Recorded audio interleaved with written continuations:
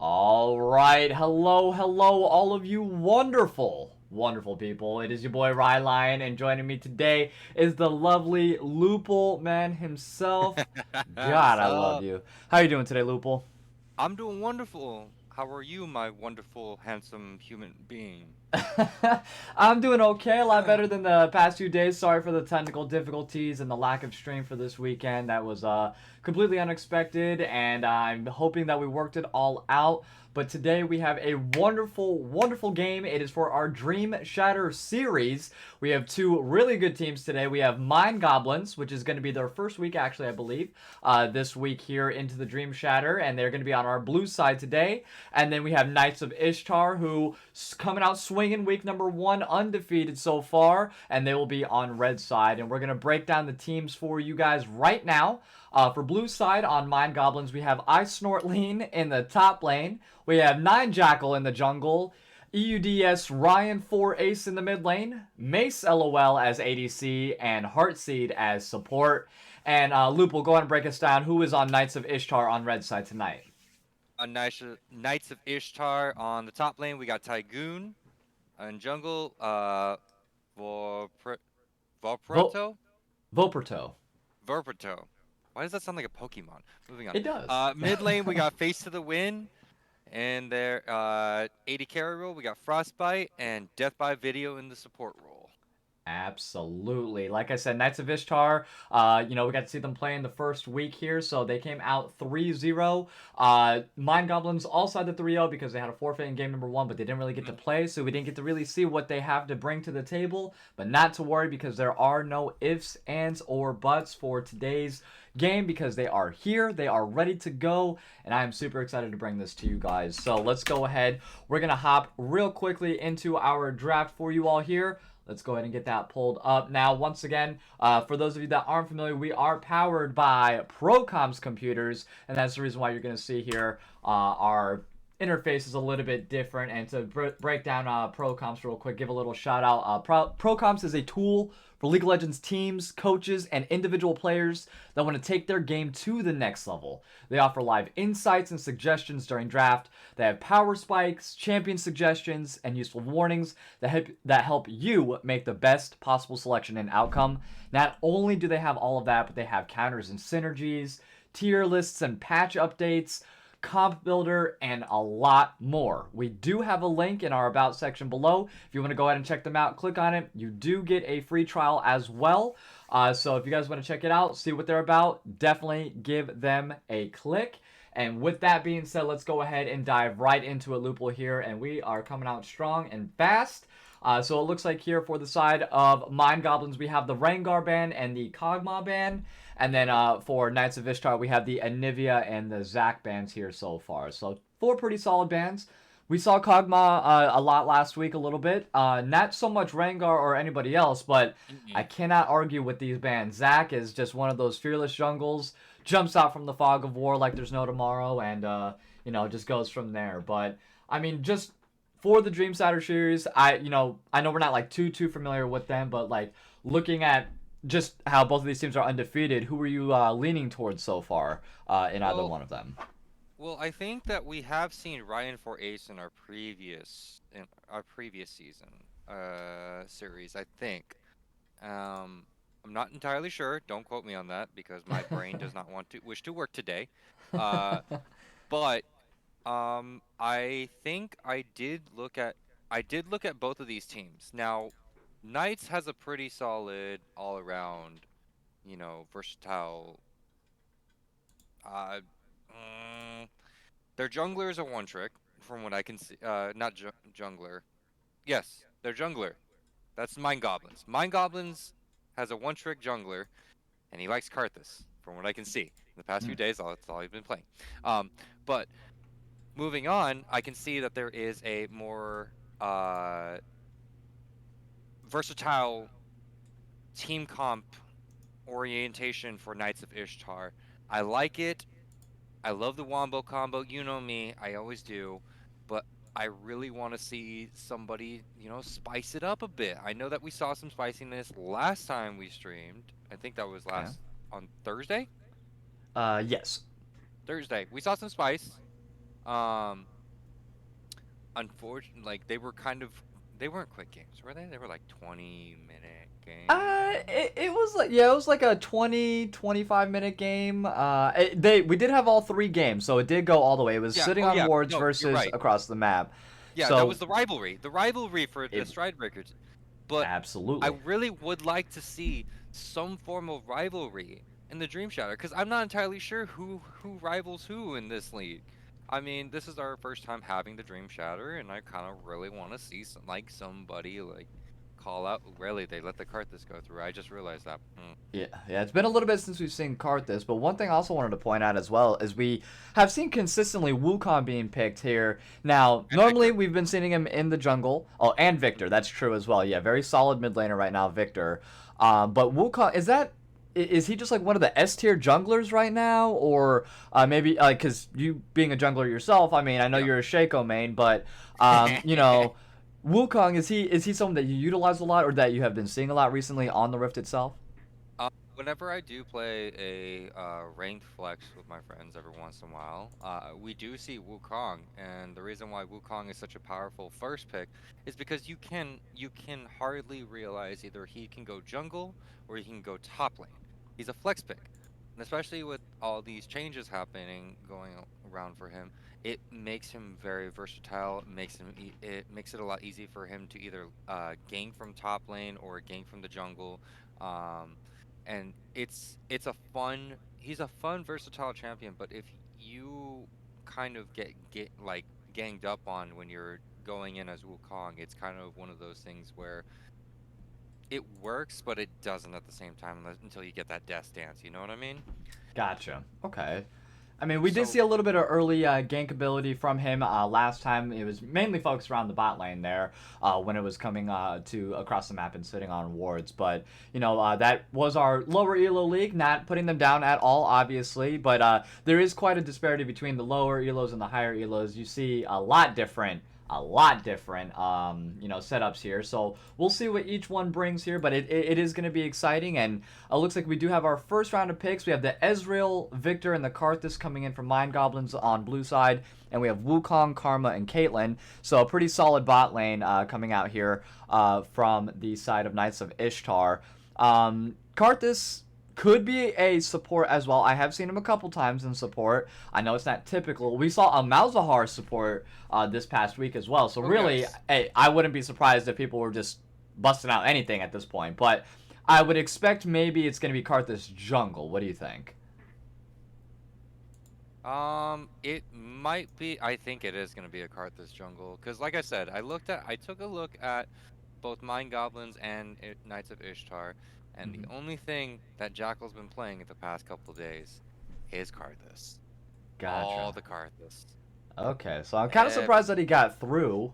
Not gonna lie, but the final bans did come through here. We had the Fiora and the Gwen come in from Mind Goblins as the second tier bans, and the Ornn and the Nautilus coming in from Knights of Ishtar. So, not. Oh, okay. So actually, it might be a Karma mid with a Morgana support. Those are kind of interchangeable, so we'll have to see what exactly they line up with here. But that is definitely interesting. Ooh, I would expect maybe a Karma, top lane.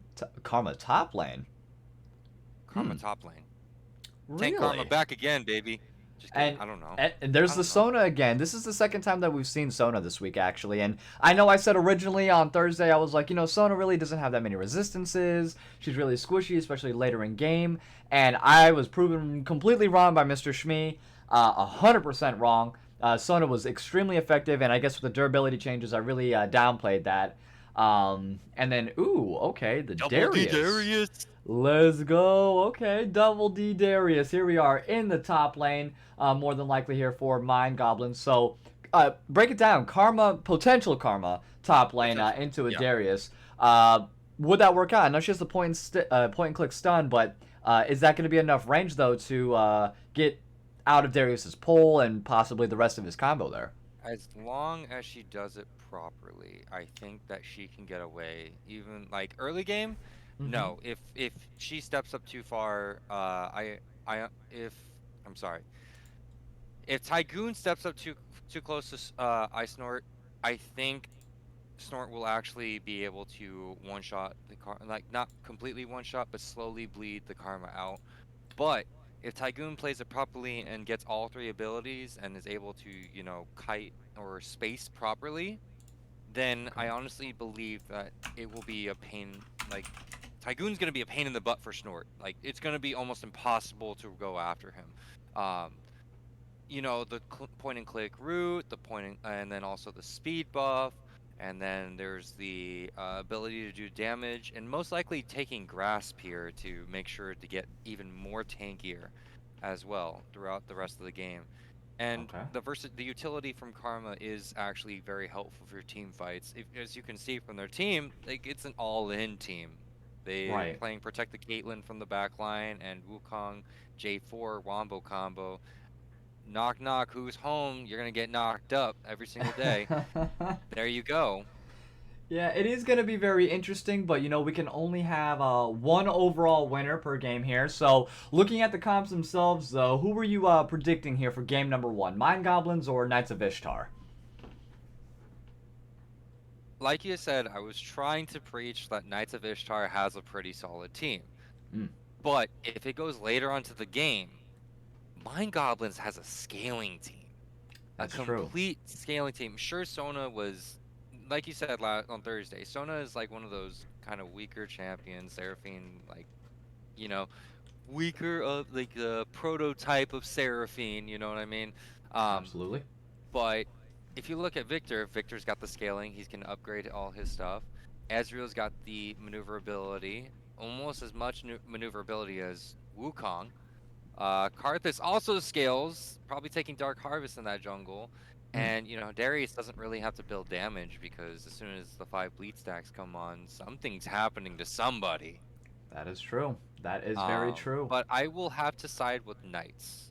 I mean, All as right. much as I like Mind Goblins, like, uh, scaling team, Mm-hmm. the fact that Knights is going to be an annoyance is kind of one of my Understandable. I mean, I can't argue with that, but just based Oh, off the draft itself, I'm personally gonna go with Mind Goblins game number one. I really like their team. Victor's been a really solid mid pick. Ezreal's always one of those poking champions that, yeah, Caitlyn has the auto attack range, advantage over Ezreal, but with the constant Q poking damage, plus when he gets his Sunderer, I mean, he is a menace just throughout the entirety of the game. Right as soon as he picks up that Sheen. And the constant sustainability coming in from Sona, I think is going to give him a slight advantage. It is going to be up to, Death by Video Game on Morgana to try to pick out the Sona as much as possible. Root her in, get that lockdown. The root trap combo is quite formidable, not gonna lie, mhm. and the gank ability coming in from J4 as well. But I think we're gonna see a Wukong top lane, Yeah. Karma mid lane, J4 jungle, and then a Caitlyn Morgana bot lane. That's what I would be leaning towards, which Yeah. is both these teams are super, super solid. Karthus jungle is a little bit slow at first starting off, so he's going to try to farm as much as possible. But right as soon as he's able to get just a couple items underneath his belt, that global ultimate is you can't dodge it. I mean, you're going to have to build a Zonias, you're going to have to build some kind of spell shield Uh, capability as well. So, Morgana. I Morgana's for mean, spell shield. Yeah. I was leaning more towards Edge of Night. thank you. Yeah, Edge and Night, something that can Banshee's negate Veil. that. Yeah, Yeah. something like that. So that is gonna force them potentially to go ahead and give up one really important item, from the ADC role more than likely, and go more than the defensive side because of the Karthus ulti. But Yeah. we will see. Let us know who you all think is going to be winning game number one here. The predictions are live. Mind Goblins is on blue side, and Knights of Ishtar is going to be on red side. So drop your channel points. Let us know who you think. Sorry about that, Lupul. Go ahead. No, no, no, no. It's honestly fine. Honestly, my brain farted earlier because I honestly thought that was going to be a Karma top lane, Wukong mid lane. This might be I lean that prediction of top lane matchup towards Ice Snort against Tygoon. Um, but as for Ryan versus Face, honestly, I think it's gonna be Ryan still. It might be the side of Ryan. So I mean, I'm a caster. I don't play the game. I suck at the game. So I don't know nothing. No, we can't say that, but it is going to be a very absolute banger of a game number 1 here between both these teams. I'm very excited to bring it to you all. Once again, thank you, for showing up today, for everyone who has showed up today here so far, and apologies for the technical difficulties of the last couple of days. Hopefully we did get those fully resolved out, and then we won't have any more issues here. But we are going to go ahead and cut it to a short little intermission while we get ready for game number 1 to begin. Do not go anywhere, though. We'll be right back with the action.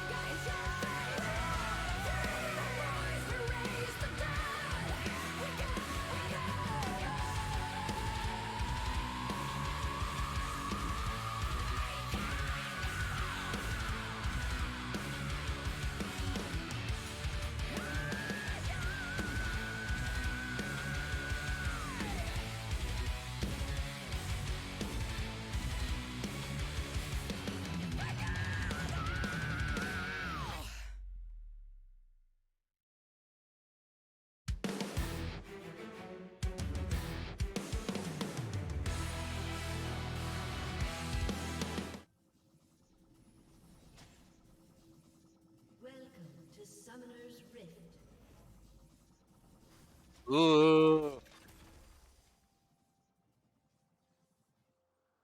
30 seconds until minions spawn. I guess.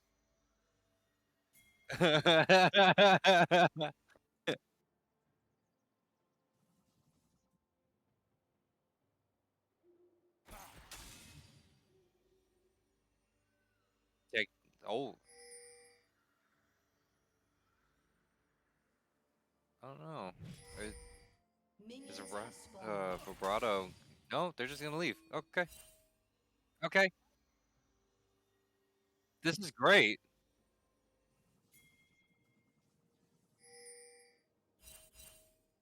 Yeah.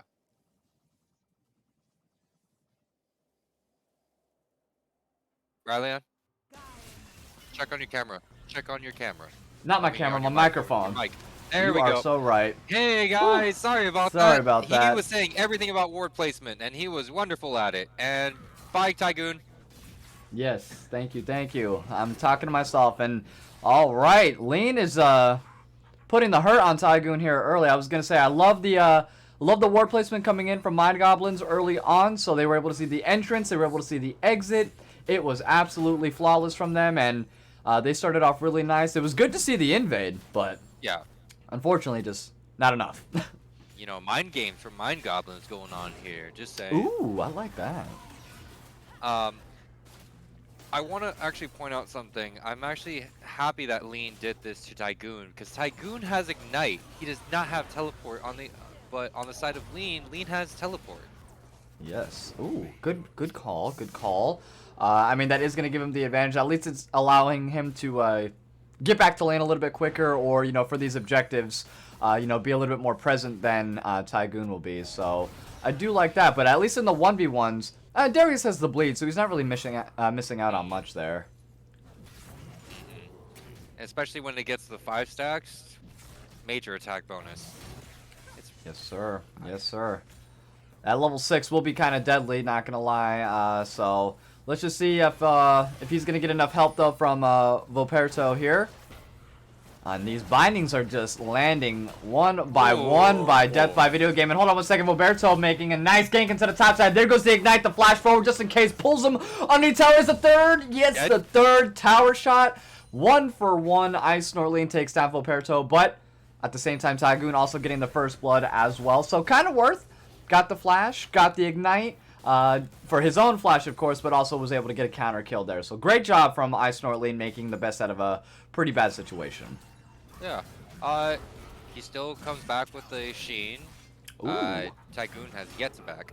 Jesus, That is here it all right. goes. Yeah, he is going ham. Very nice. A good call out on the Sheen as well. I think that's a really good item, especially level 1. Ooh, face to the wind. Also forced to flash. Great gank coming in from Jackal there into the mid lane with Ryan for ace. And yeah, this is what I expect to see from our higher elo teams. I mean, they're playing very well. Lots of action. Oh, another pull-in onto Tygoon here. Let's see if he's able to escape. I don't know. He knows that the clone's going to be there. Roberto making his way up to the top side as well. Yes, one more Q is all he needed.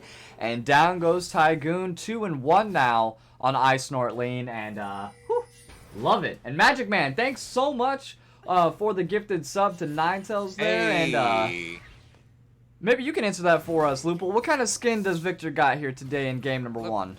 Let me see this. What kind of skin do we got from the Victor? I think that's the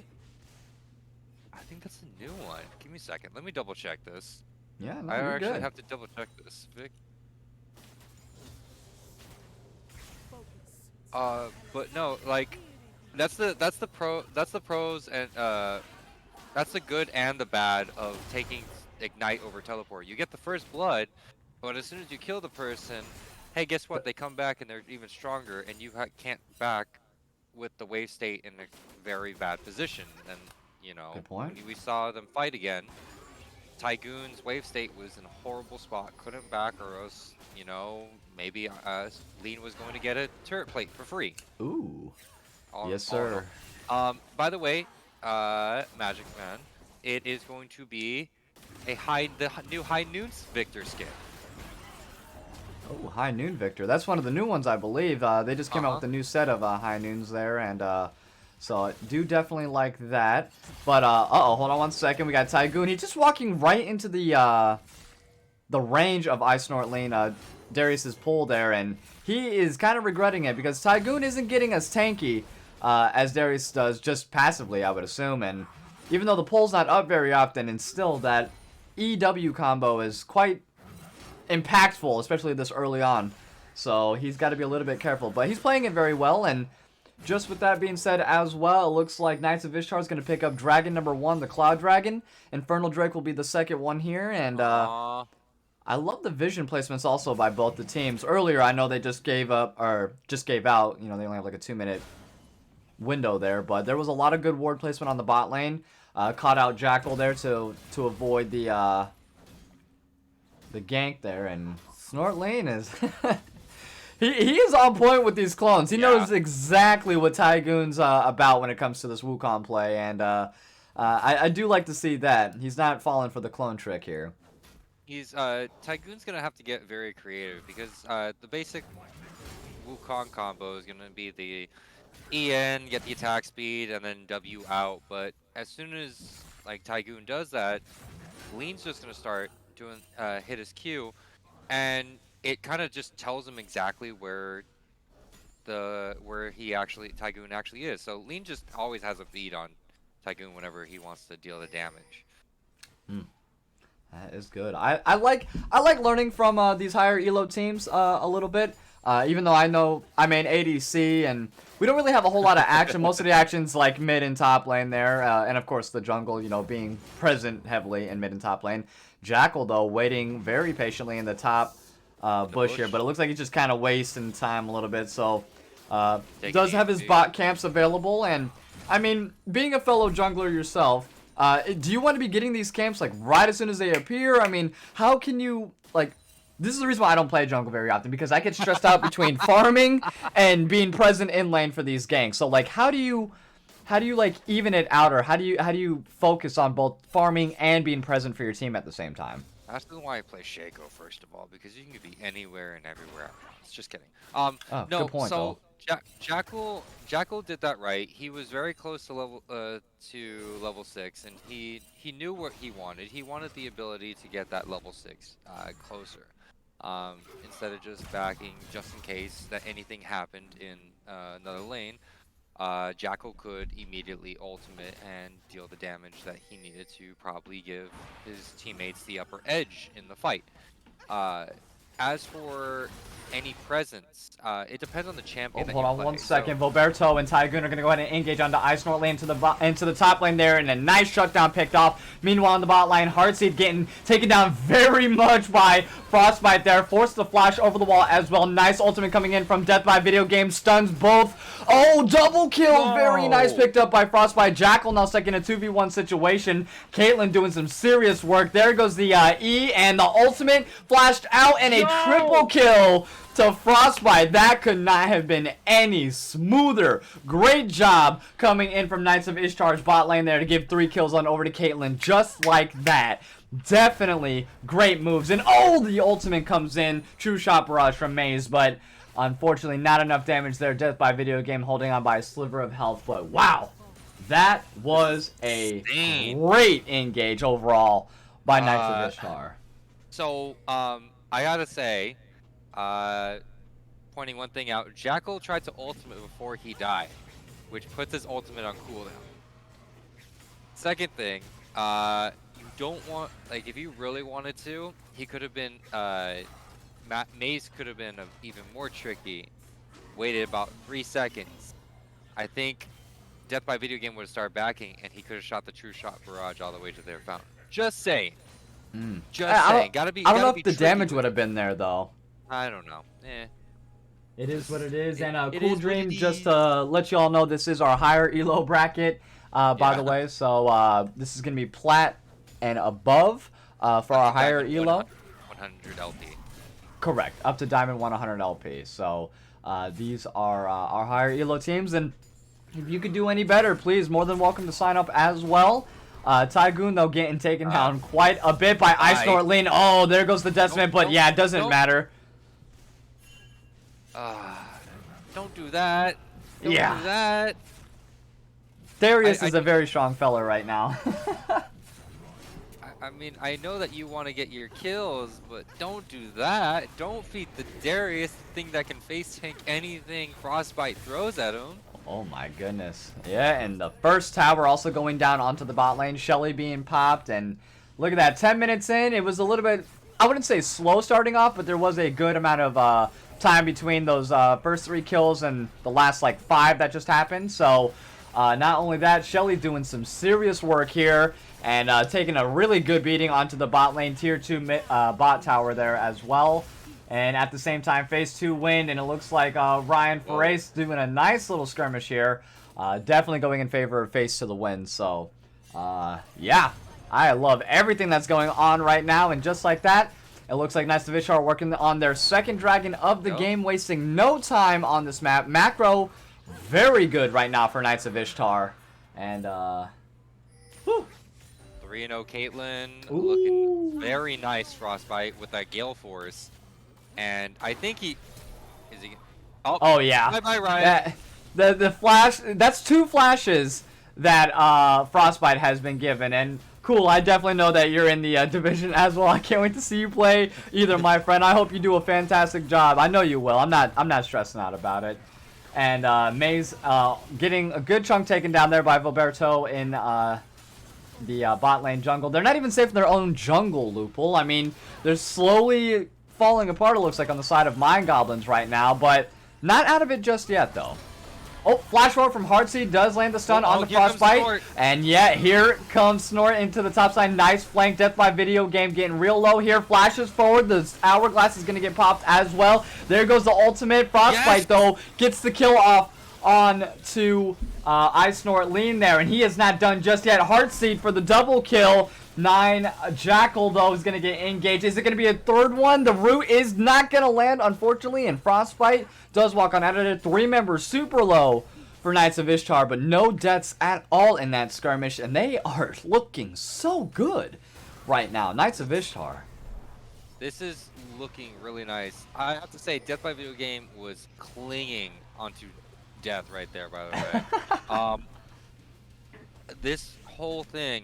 I see Karma, as you can see, Face the Wind is basically just being the utility mid laner. And it's a great idea having the Moonstone. Just, hey, guess what? Frostbite's doing well? That's fine. We'll buff him up. We'll buff everything up. Why not? Absolutely. Now, do you typically like a more utility-based mid laner, or do you like more like an assassin damage-based mid laner? We saw LeBlanc earlier in the week. That was disgustingly unreal. We also saw an Orianna as well. I typically like to lean towards more like the Orianna, Karma, S-type mid laners, give more utility to the team. But, when you're really lacking on the damage, which they kind of are on this team, I would like to go more towards, like assassin-based people. I mean, I have to say, I don't think they're really lacking on the damage because Frostbite's doing pretty well here. And not to mention, if we look at Frostbite's items, just picked up the Collector. On the field with the Collector. Not still tier 1 boots. Collector and Gale Force are already complete. 6-0, 650 gold shut down. Like, yeah. 2 complete items, and Ezreal doesn't even have his Mythic yet. That's a little bit rough. Great binding landing by Death by Video Game. The Gale Force forward. There goes the Wombo combo, the net and everything. And just like that, Maze is down to about 30% health. And even with Heartseed's heals, I don't think he has enough to remain there towards the tier 1 mid tower. Especially with Roberto just sitting there. And there's a shield coming in from Face of the Wind. That Moonstone already coming in clutch, Oh my goodness. Gee, plus. The bindings by Death by Video Game are just on point right now. Like, absolutely just devastating. And the follow-up also by Frostbite. Like, they are in perfect synergy, perfect sync right now. And Knights of Ishtar, they're looking to maintain and keep their undefeated record right now coming into week number 2, going into week 3. And they're looking really good. They're looking great. Really good. They're up about 7k gold. Dragon number 3 is coming up, and if I'm not mistaken, Rylionn, that's a Hextech Drake. That is a Hextech Drake. Yeah, because it doubled with the Infernal. So, yep, that is going to be a Hextech Drake. It's a little bit of in-game bug there, but I mean, that's kind of terrifying. If Frostbite gets Hextech Drake with Collector, I don't think people are going to be living much longer. Even if, you know, Ice Lean is going to, like, you know, get tanky and stuff like that, they're just gonna start disabling and stuff like that. And here we go for another Rift Hail on the side of Knights. Just their rotation is very nice. And also, Tygoon has yet to give up with Ice Snort, like making sure to stay on him to make sure that they're not getting any of the objectives, none of the objective bounties. Vibrato's counter jungling Jackal. What you want to do when you see a Karthus is you want to cut off everything. Hey, you want to farm? You want to get higher up? You want to get that tier 2 ultimate to deal more damage? You're not doing that. Oh, hold on 1 second here. In the bot lane, it looks like Tygoon is finding himself in a 3v1 situation. The rest of Knights of Ishtar, though, on the way to support their friend. They definitely want to get this dragon. They don't want to give up a single objective here to MindGoblins, and they are looking really, really good. They're zoning out very nicely. There goes the true shot. Barrage only lands on 2 members. Flash forward, and the steal from Jackal. That was fantastic. There goes the ultimate from Sona, and the Hourglass is going to get popped as well. Volperto Cataclysm on 3 members on the back line of MindGoblins. Volperto getting super low. There goes the ultimate from Jackal as well to return favor. 1 for 1 so far. Both junglers are down. The flash forward from Frostbite, not enough damage though. Snortling is doing really good. Shutdown. Big gold given on over to Snortling. Love to see it. That's going to be 2 for 1, and they picked up a dragon. Wow. Great job. Great job from MindGoblins to get themselves back into that game a little bit. Whew. Objective bounties, shut down from Frostbite. 2 deaths. That's a lot of money. I mean, sure, Tygoon was able to get that top turret, but objective bounty is, I think Ice Lean is going down for that bot lane objective bounty, and that's a lot of money. That's what, 250 gold? Yeah, 250 gold. Going more if he actually gets it. No, they decide not to. Nah, but they're not gonna push it. Take their wins and leave. I like that strat. You know, not gonna lie, that extra gold definitely couldn't have gone over to any better person than Ice Lean. I think Ice Lean and Jackal are gonna be like the 2 main parts that are gonna be giving them any kind of like hope in winning this game here. So keep on feeding the Darius, and hopefully from there, by the time late game happens, Jackal will be able to get a little bit more items underneath his belt. He already has the Leandries, so making his way downtown, walking slow because he's Karthus. But still, I love it so far. Great job from MindGoblins. They are definitely not out of this game just yet. I do love Ryan's want of the Dark Seal stacks. Has 2 stacks on the Dark Seal. Nope, keeping it around. Want to keep it around.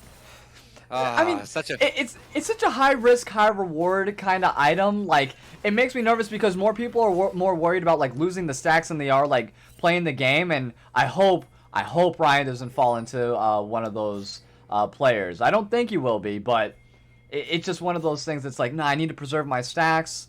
But you mean one of those players, huh? Yeah. You mean one of those players, huh? me. I'm one of those players. Alright, call me out. We're live on stream. Not in front of my friends, man. Oh no, you know who I'm talking about. You know who I'm talking about. And hold on 1 second. Another great binding's gonna land, but no follow-up just yet. Shelly is gonna go ahead and take down the tier 2 mid lane tower there, and I mean, every little bit counts. I know, you know, a few people aren't too big on the second Rift Herald of the game. I think it's kind of important because they don't have the plating or anything, but it's not something that's super important, but if you can grab it, I would. And also, the Knights taking that away from MindGoblin is big, because that takes them away from an easy objective bounty. Or 2. Or maybe even 3. You never know. Shoot, Absolutely. They have a Darius on their team, and Triforce is online. Probably looking for, I don't know, maybe Death Dance in the near future. For Wukong? Oh, no, for Ice Lean. Oh, Ice Snore, okay. Yeah. Got you. Not Tygoon. I'm sorry. Probably Tygoon's also gonna get one too after the Divine Thunder. We never know. But there's 200. There's 250 gold going over to MindGoblins. Tygoon wants something here. Oh, he definitely does. All right, here we go. Ice Lane and Tygoon are going at it. Tail as old as time. Double bot lane or top lane here. Oh, the decimate isn't going to be enough, but yeah, Bye-bye. doesn't matter. Jackal with the follow-up ulti just in case. That's one thing too. It's just like even if you get out of the skirmish in the 1v1 or the 2v2 or whatever, you always have that just lovely little R by Jackal there, and just like that, 1 for 1. Great job from Jackal. Good try by Snortlean, though. No, it was great. I mean, I'm surprised Tygoon even lived for that long because it was just one of those things that was going to be an issue. Like, you don't stop this Darius soon. See, Death's Dance has been picked up now. It's going to be a lot harder to kill him now. Yes, it will. Just more and more. But he did pick up his Sunderer, and he has the Blade of the Ruined King, so he has a little bit of sustainability, and he gets the slow procs built in as well. So I do like that. And the 5v5 aspect, I mean, this is really difficult to pick between because Frostbite, he is just so strong right now. He's probably working on the Infinity Edge. And hold on 1 second. Very nice. Roberto is going to go in and engage. Cataclysm is going to pop into the back line. Jackline forced to use the Hourglass super early. Tygoon looking real low, though. It doesn't matter. He's going to make his way off onto the back line. Now, 3 members of Knights of Ishtar are really low, so this dragon might be given on over to MindGoblins here. The True Shot Barrage. Ooh, nice Everyone splits dodge. like the Red Sea, though. Dodges everybody. And yeah, great engage, but no one dies as of yet. They do have the sustain coming in from Heartseed. Snortlean, oh, nice flank from the top side here. Tygoon, though, and the rest of them, they do have the vision, and they do catch him out. I like the effort, but unfortunately, it wasn't going to be enough. And now this definitely is going to go in favor of Knights of Ishtar, and that might be all they need right there to pick up the dragon. But we saw Jackal steal 1 dragon before. Let's see if he could do it again. Nah, No Red is flash too this time. quick with that. Yeah, no flash available. And just like that, 3, that puts them on their soul point. It is going to be that Hex Toll, like we said earlier. They might can be risk able Baron. to. Wait, Snortlean's still down for 10 seconds. They can do it. Especially with Frostbite's damage, I think they can honestly do it. Maybe. Requiem just got up as well, so he might be able to pop it just to at least get a little bit of damage. Roberto is very low, but they don't have any vision on there, so I don't know if he's going to be able to time it correctly or if he's even going to risk it at all. Oh, this would be the perfect time, but no, they have a lot of I mean, just Frostbite is just so strong. Yeah, they get out just fine. All 5 members, all of them have Baron. Great pick by Knights of Ishtar, and for a couple moments, though, I definitely thought that was going in MindGoblin's favor, but Yeah. unfortunately, they just had that flank coming in from Snortlean. They were able to catch it out because of those great 2 wards coming in from the top side of Dragon, and yeah, great reaction, though, by Knights of Ishtar. Almost getting caught out, but not quite. No, they were close. It was close. It was a good try. Don't ever let anybody tell you otherwise. Oh, yeah. But there's 2 big items that were picked up on the side of Knights. Caitlyn just got the IE. Yes, sir. Roberto got the Maw. Ooh, okay. A little bit of... Yeah, they are pretty AP heavy on the side of MindGoblins, so that would be good. Plus that little extra magic shield. Also picking up the Merc Treads as well, so he is going to be pretty resisted up when he's diving into the back line, but I don't know. They are... I don't know. They were able to poke him down quite a bit. It seems like these engages... Here comes the fight. Ooh, good job. Keep time of the cooldowns. Keep time of the cooldowns. That's the name of the game here. Yes, sir. Well, Perto and the rest of Knights of Ishtar are doing really good. They're going to go ahead and siege down the mid lane here with these empowered minions, and looks like we might see the first open inhib here for the game. I am loving Death by Video Games Black Shields. Just last second, Frostbite was about to get hit by Ryan's stun field. Black Shields last second before the stun fully goes through. Like, yes, sir. It's amazing timing. I'm enjoying this very much.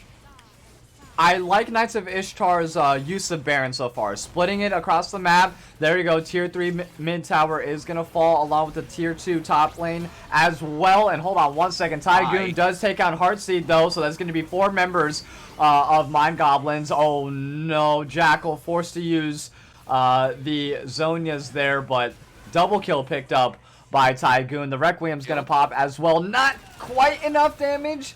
Almost gets death by video game and Tygoon, but no, hangs on with a sliver of health by both of them, and off they go. So, good looks, good looks. Just needs a little bit more AP from Jackal there, and that would have been an easy little double kill, but they are doing a great job keeping him down, not letting him, well, I know he has more farm currently than Voperto, but the 0-2 and 7 J4 I'd much rather have right now. He has been just phenomenal across the map, doing everything he can to set up his team for a victory. 0-0 and 7 on Face to the Wind, 0-0 and 9 on Death by Video Games. Like you said, it's a protect the Caitlyn comp, and they are executing it beautifully.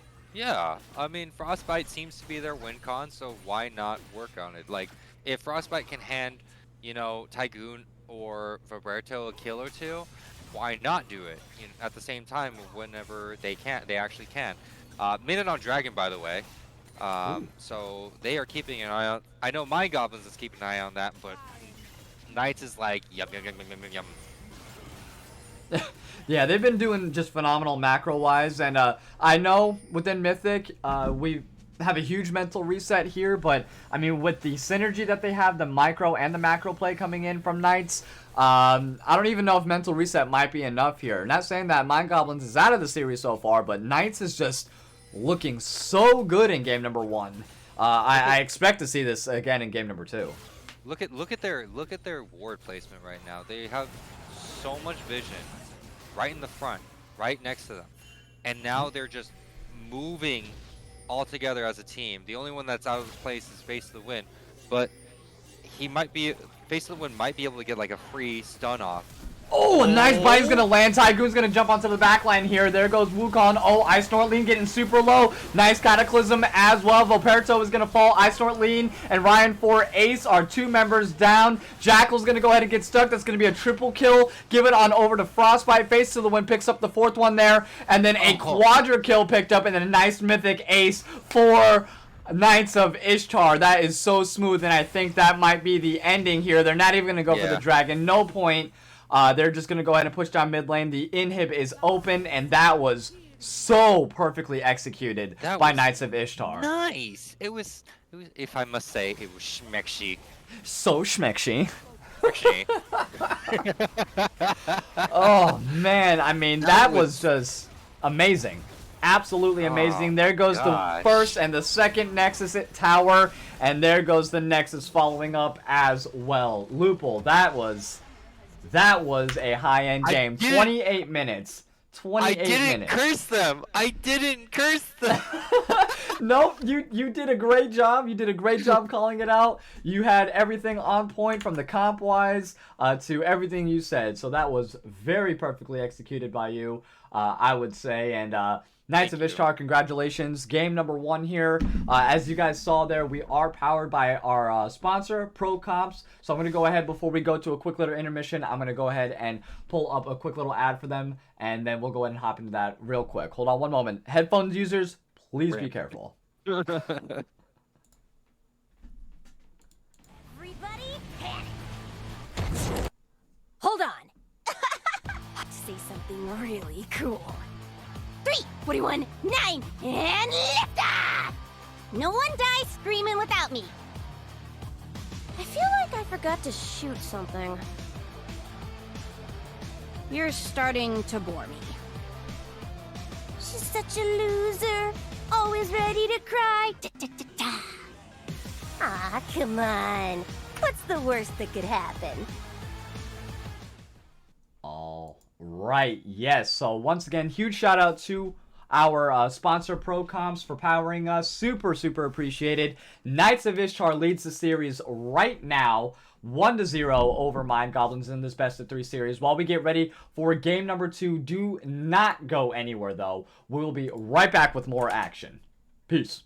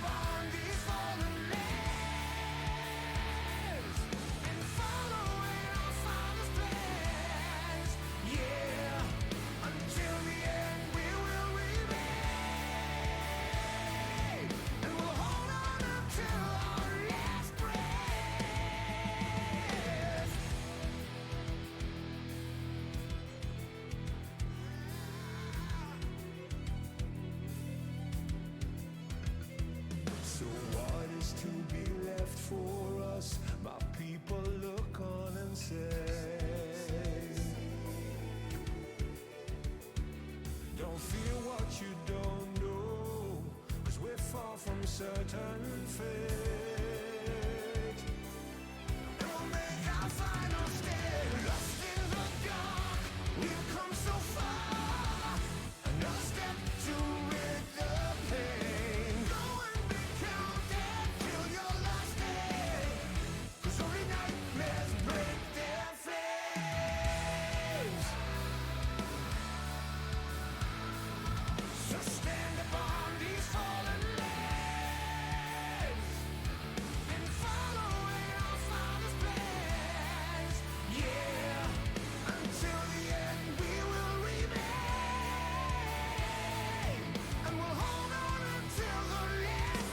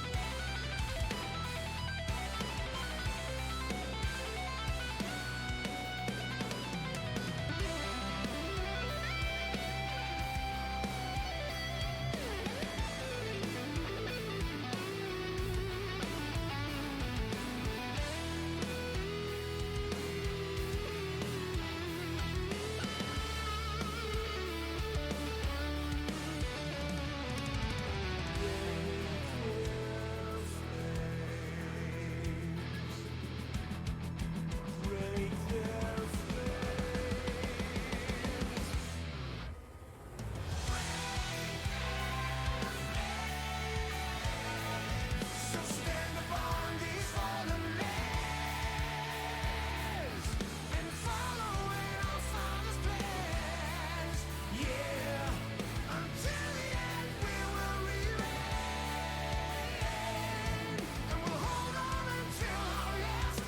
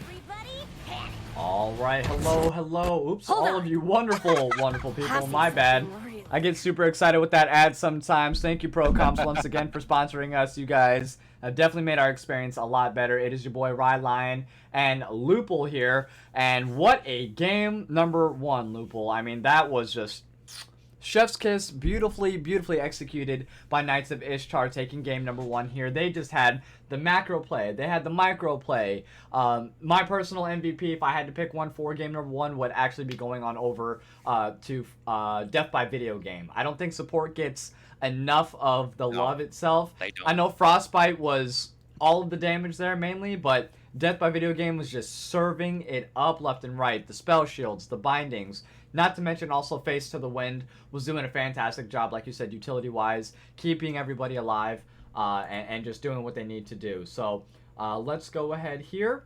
I mean, if you had to give an MVP for game number one, who would you go to? You are right. Death by Video Game.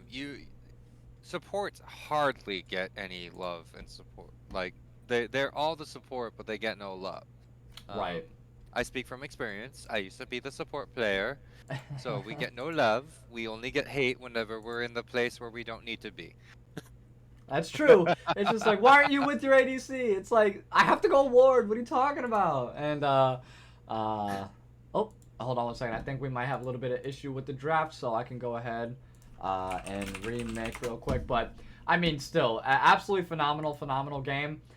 from both of them. Let me go ahead. Knights of Ishtar, MindGoblins. There we go. So I do have to say this. I think MindGoblins might have to change their kind of play up, like how they want to play this one out, because as you can see, Knights of Ishtar, they want to run and gun. They're gonna be running and gunning. Running and gunning. But tootin' and bootin', as the kids would say today. Or is that too old to say that? I don't know. Oh my gosh, why? Space Pop, we did miss you. Thank you so much for coming back. By the way, we are happy to see the production. Like we are as well. Like I'm happy Rylionn's computer's working as well. Oh yeah. The production team's so happy to be back.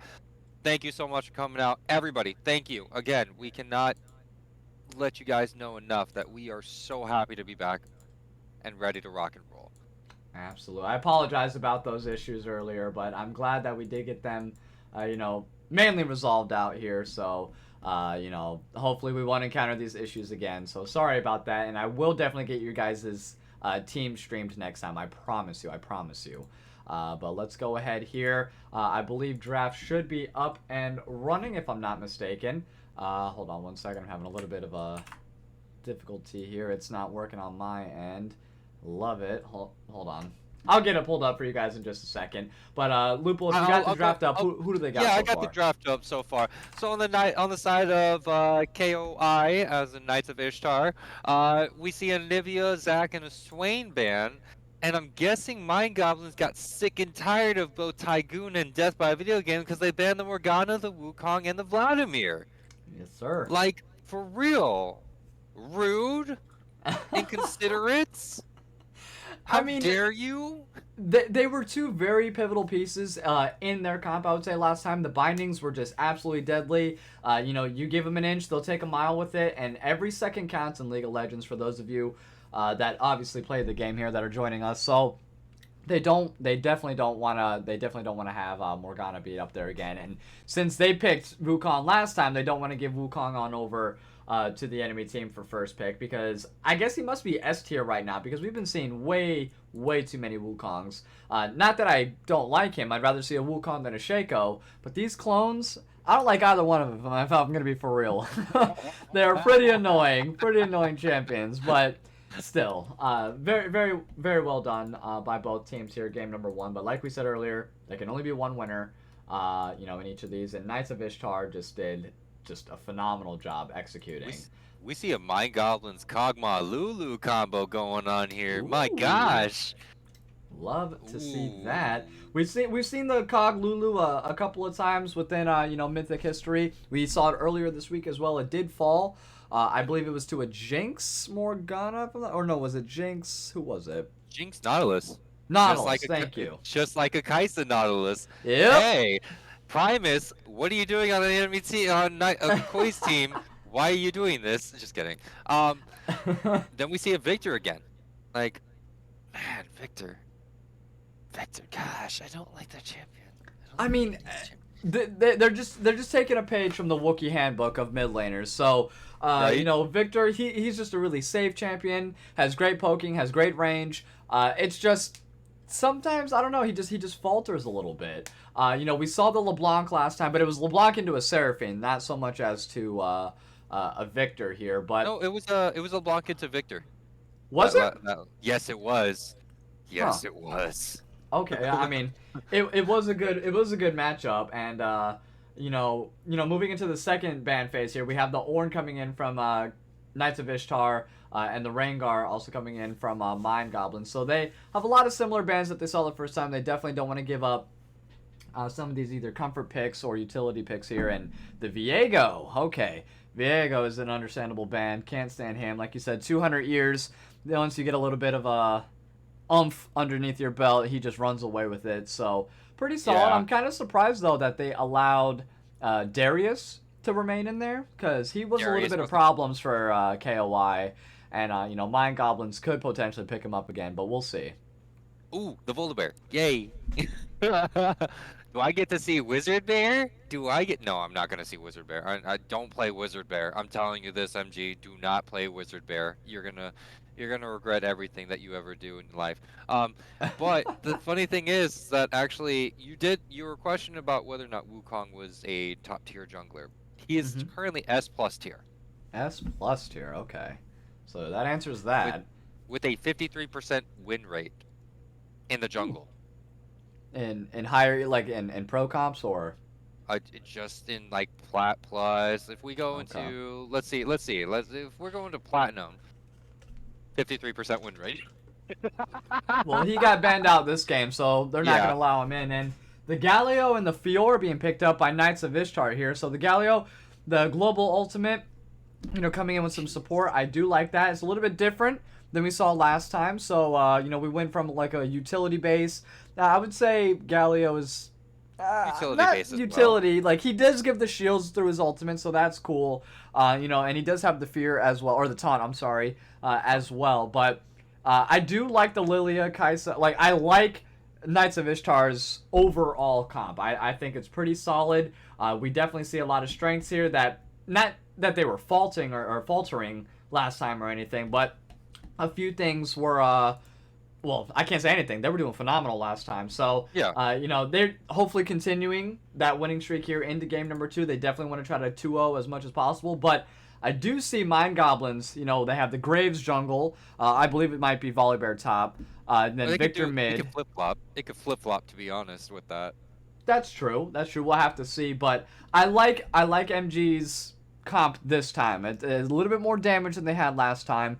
Let's just see if they're able to execute here. And the Lulu with the polymorph is really going to stop a lot of the engage coming in. Either Kaisa hopping onto the back line or Galio whenever he does do his heroic entrance there. So, we'll have to see. But I'm definitely looking forward to the top lane. Whether that's Graves or whether that's Volibear, going into Fiora is going to be a huge issue. I definitely would say that for a fact. So I'm going to go personally with KOI in game number 2 here, only because of the performance that they had in game number 1 was just absolutely mind-bogglingly just ridiculous.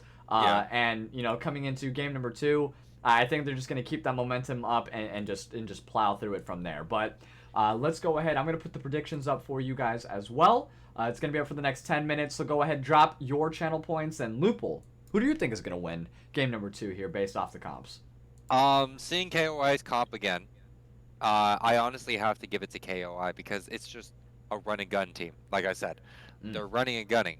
They have their carries. They have Tygoon, and then they also have Frostbite. Because Tygoon is playing a damaged character again. Right. And then also Frostbite's playing a very mobile AD carry this time, like able to move around a lot more than Caitlyn is. Like as soon as the E evolves, hey, guess Mhm. what? That goes invis for a short amount of time and raises the attack speed. There we go. Absolutely. We have that. Now, when it comes to their CC lockdowns like they had earlier, they have a Lilia with a Sleepy. Exactly what they had for the J4. Again, it's a repeat. And then the mid lane is able to lock down, give shields, give support, even from afar this time around. It's gonna help out. And then there's the Nautilus.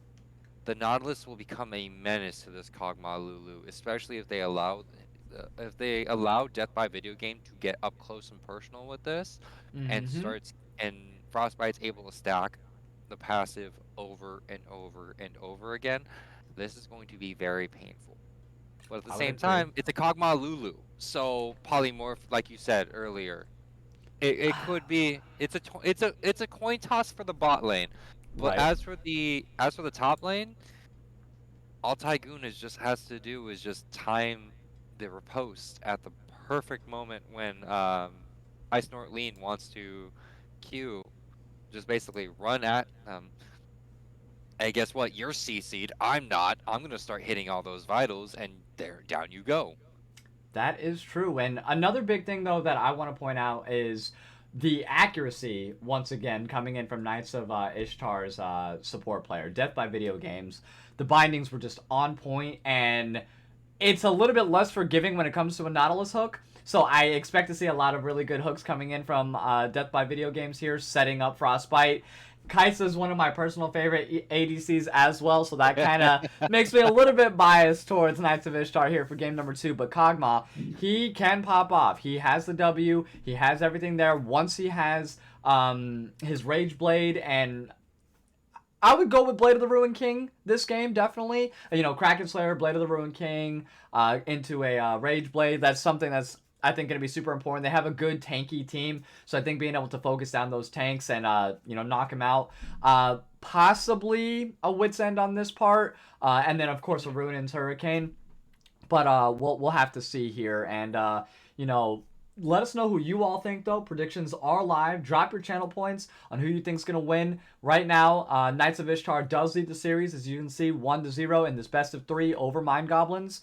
Both teams are undefeated coming into week 2 here, but it is going to be interesting. Mental resets all the way around, but, you know, before we get into the little intermission here for game number 2, because there is the in-game delay, I'm going to go ahead and play another ad by our sponsor here, ProComps. We definitely wouldn't be here without them, and, you know, we're powered by them, so let's go ahead. We're going to run a quick ad by them real fast before we get into the loading screen, so hold on one moment, okay? Headphone Oh, yeah. users. Headphone users, once again, you've been warned.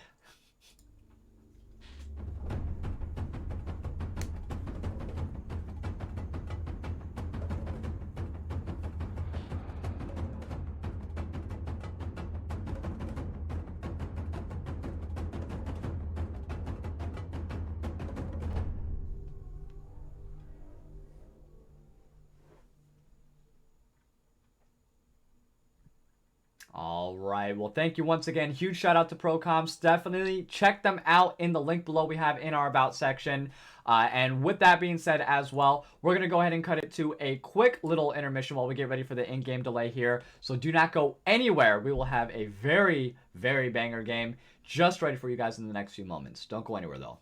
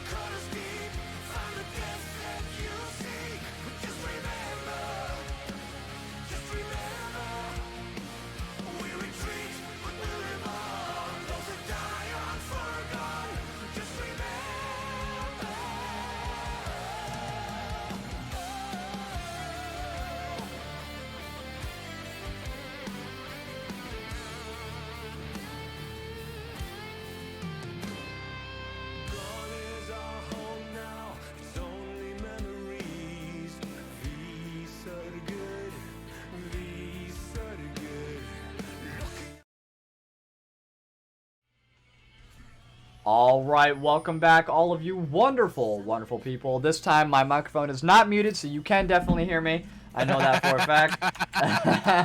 What was that? looks I like can't hear you.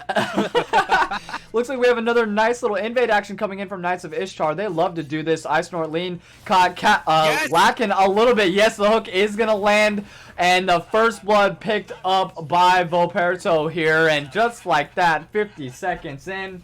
They are swinging in strong. And hold on one second, my phone's going off. There we go. And this time they didn't have the deep wards to combat this. Maybe they thought they would go in through the bot lane again. But great job from Knights of Ishtar.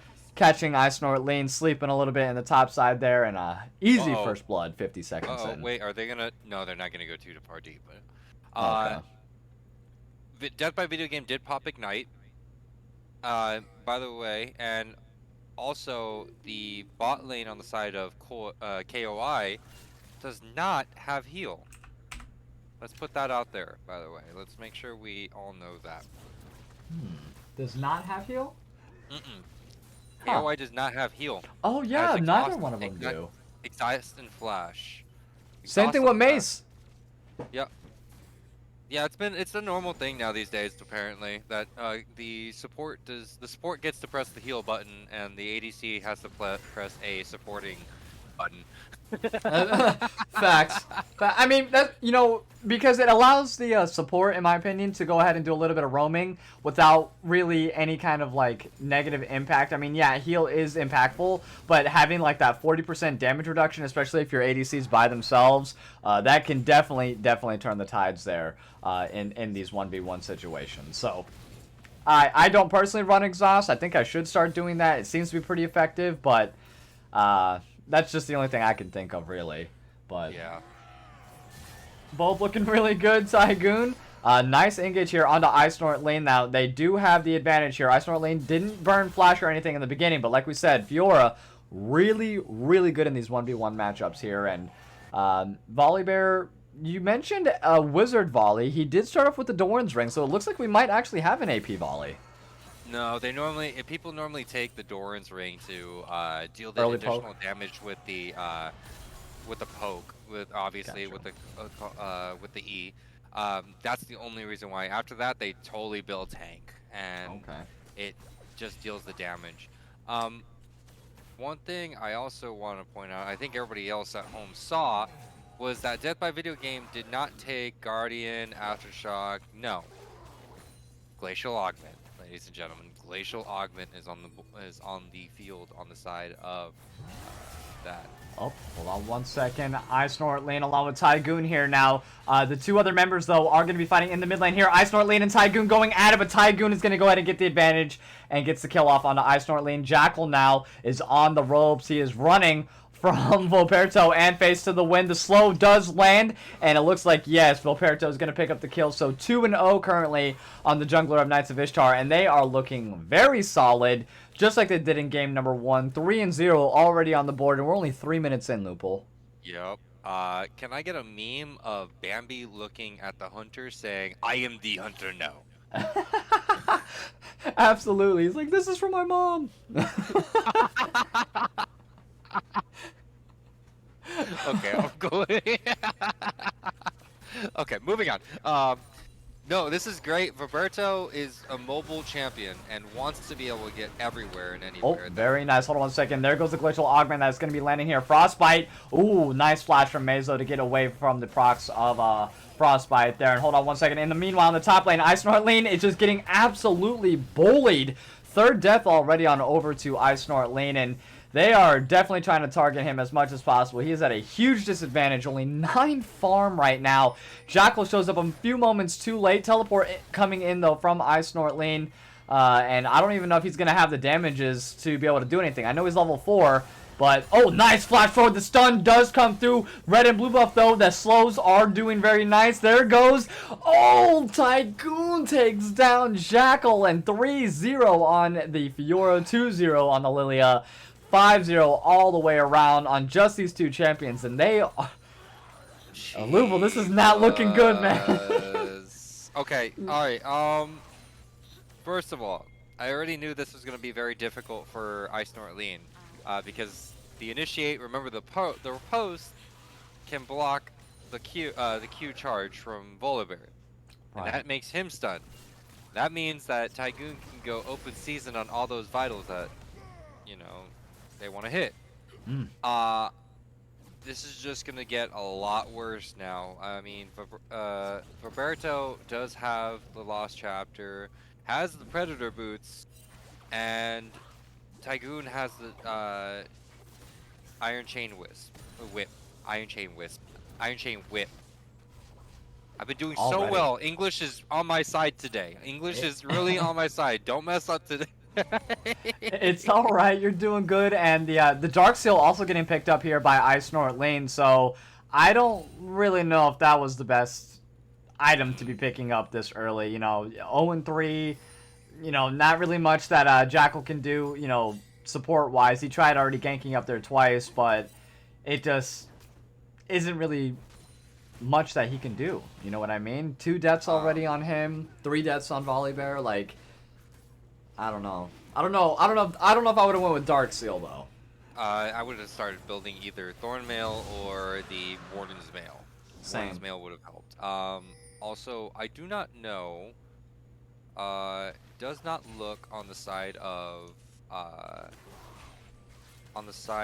Tygoon. I don't know if Tygoon took the bone plating. I know Ice Norleen took the bone plating, but the bone plating doesn't really seem to matter against vital hits. Oof. Yep, nope. Tygoon did take the bone plating. Yep. Okay, so they both took bone plating. I wouldn't have suggested that against a Volibear. Second Wind is always a better option against a Volibear in case the wait, Roberto's counter jungling. They're moving on. You know what? 2-0 Bambi can do whatever they want inside anybody else's jungle. I mean, Jackal's doing the same thing in his top side jungle as well. Took the Gromp, Yeah. moving on over to the Wolves, so looking okay. Yeah. The reason why I say that is because the Lightning Strike from Volibear normally procs the bone plating. I don't know if you knew that. So that does kind of mess with the bone plating, and it just sets it on cooldown immediately, which puts them behind in a very awkward position, if you know what I mean. Like, Yes, sir. but that's just me. That's my mentality on Volibear itself. Gotcha. I'm not a big I'm not a really big any lane besides ADC and support player, so I generally stick to the bot lane as much as possible. Hold on 1 second. Death by Video Games here. Nice hook onto Heartseed. Face checks the bottom brush there, and just like that, forced the flash as well. And hold on 1 second. In the meanwhile, on the top side, there goes the heroic entrance by Face to the win, and Tygoon adds another death to his total so far, or another kill, I'm sorry, to his total here, 4-0-1. Another great hook lands by Death by Video Game onto Heartseed. The heal forced to be used as well, but hold on 1 second. Mace doing a great job tracking him down with the W. Force the Spider-Man away. They do get away with a sliver of health each. Unfortunately, no deaths given on over, but Mace looking really good. They're going to be able to push this out, and Ryan Ferre's making his way down to the bot lane as well. They did catch him out on the ward there in the bot lane bush, but they did make it out in time, so great job from Knights of Ishtar. That's Kog'Maw. Stop it. Down, Kog'Maw. Down. I love the Pugmaw skin though. Yeah, like Yes. wah, Yeah, I was wah, about to wah. say that. I was about to say that too. It's one of my favorite skins on Kog'Maw. And I mean, even though Ice Snort Lane was down by quite a bit, he's still down by about 36 farm, but he's trying to make his way back here. Just, I don't know, like anything that you would be wanting to do, or like how would you be focusing right now if you were MindGoblins? Where would you want to put most of your energy at if you're Jackal? Probably in the bot lane right now. Okay. Because seeing that damage check, Mace against Frostbite, it seemed to be on the side of MindGoblins, like really bad. And it's just gonna get worse with the Lulu buff in the Kog'Maw for all that attack speed and all that damage is gonna start coming through. It's a ridiculous amount of damage that shouldn't be a thing, but apparently it is because Riot found champ. Moving on. I do believe. Yep, there goes Roberto with the Leandries. First mythic on the board, by the way. Wow. Oh, yeah, you are right. Fiora should be close behind. I'm going to do a quick little gold check here. Yeah. Sitting at about 4,400 gold in total, so not horrible at all. I'm surprised. No, he ended up going with the Mythic boots. Okay, or the Merc Gucci Treads boots. starting Yeah. off. So not bad. Not a bad thing at all. You know, Sheen just being picked up here by Lean. But still, he has the Iron Whip. He has everything. He's looking in a really good position. So picking up the tier 2 boots probably was the best choice right now. Yeah. Also, not to mention, I don't. Oh, I see what he's doing. Yeah, hold on 1 second here. We might have a 4v4 action in the bot lane, it looks like. Here we go. Very nice. Face to the wind. Catching out. It looks like Jackal. Yep, getting real low here. Nice. Sleep going to land by Volperto as well. And now Ryan Ferace is finding himself. Flashes forward here. Face to the wind. Dashes forward. Unfortunately, doesn't get the knock up. There goes the depth charge onto the backline. Maze. There goes Frostbite as well. He's going to go ahead and find himself in a 2v1 situation. The polymorph does pop out, but Maze also forced to flash. The slow is going to go through. Flash forward. Does get the kill off onto Maze. Ice-North to see if the passive is going to be able to do it. No, it is not. Oh, Ice-North, though, hops onto the backline. There goes the heroic entrance as well. It's going to be 2 members down for the sides of Knights of Ishtar. Ice-North lean looking real low, and a double kill picked up by Ryan for Ace. So they are back into this. Nautilus now running for his life, but can he make it out? Are they going to continue the chase? Yes, they will, or at least Jackal will. Everyone else is going to back up there. 1 for 3 in favor of MindGoblins, and back down. They go to the dragon here, so it is going to be their first dragon, which is the mountain dragon here, and let's hope we get an Infernal Soul for game number 2. Fingers crossed, ladies and gentlemen. Nah, Cloud. No. Oh. Well, okay. Well, actually, that really helps. Now that I think about it, it really helps. Either team. No. He would actually. I mean, everyone has slows. Movement speed, you're never going to argue with. You know what I mean? Yeah. It's just one of those things. It's like, okay, it helps us out a little bit, gives us a little bit more, so might as well. I'm not privy to the Cloud Drake personally. I like action. I like damages. I like sustain or, you know, shields, anything else that's not a Cloud Drake. But to each their own.